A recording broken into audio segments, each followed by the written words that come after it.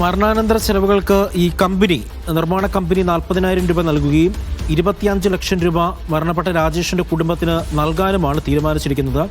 അത് നാളെ കാർത്തികപ്പള്ളി തഹസിൽദാരുടെ സാന്നിധ്യത്തിൽ നാളെ നൽകും എന്നുള്ള ഒരു നിലപാടാണ് ഈ കമ്പനി അറിയിച്ചത്. മൂസീന അസു വിവരങ്ങൾ നൽകും. മൂസീന, 25 ലക്ഷം രൂപ രാജേഷിന്റെ കുടുംബത്തിന് നൽകുമെന്നാണ് കമ്പനി അധികൃതർ പറയുന്നത്. മരണാനന്തര ചെലവുകൾക്കായി 40,000 രൂപയും. പക്ഷെ അത് മാത്രം ആ കുടുംബത്തിന് പോരാ, തുടർന്നുള്ള ഒരു നടപടിയും അവർ ആവശ്യപ്പെടുകയും ചെയ്യുന്നുണ്ട്. ഈ മൃതദേഹം അവർ ഏറ്റുവാങ്ങിയിട്ടുണ്ടോ? മറ്റു വിശദാംശങ്ങൾ?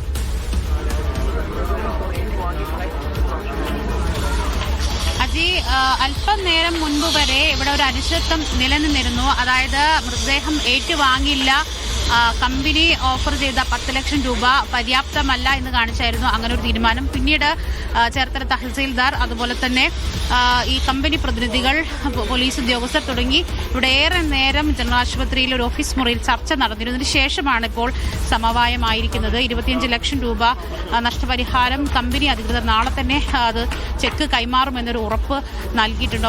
ഒപ്പം ഇന്ന് തന്നെ 40,000 രൂപ സംസ്കാര ചടങ്ങുകൾക്ക് വേണ്ടി നൽകും സർക്കാർ നിശ്ചയിച്ച തുക.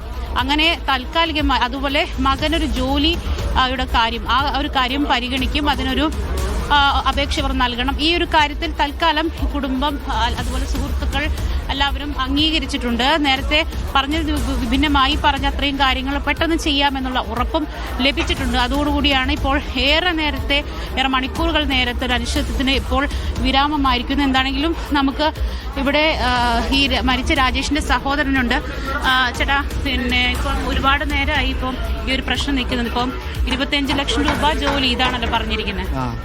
അതെ, അങ്ങനെ തന്നെ പറഞ്ഞത്. ജോലിയുടെ കാര്യം തഹസിൽദാർ ഉറപ്പ് തന്നിട്ടുണ്ട്. അത് കളക്ടറേറ്റ് വഴി അവർ തീരുമാനിക്കാമെന്ന് പറഞ്ഞിട്ടുണ്ട്. പിന്നെ 25 ലക്ഷം രൂപ കമ്പനി ക്യാഷായിട്ട് നാളെ എത്തിക്കാമെന്ന് പറഞ്ഞിട്ടുണ്ട്.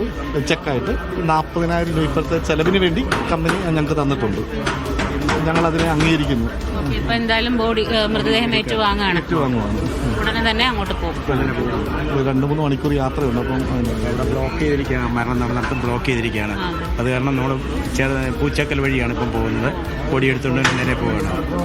ഞാനത് അവിടെ സഹോദരനാണ്, അവിടെ മരിച്ച പെണ്ണിൻ്റെ സഹോദരനാണ്.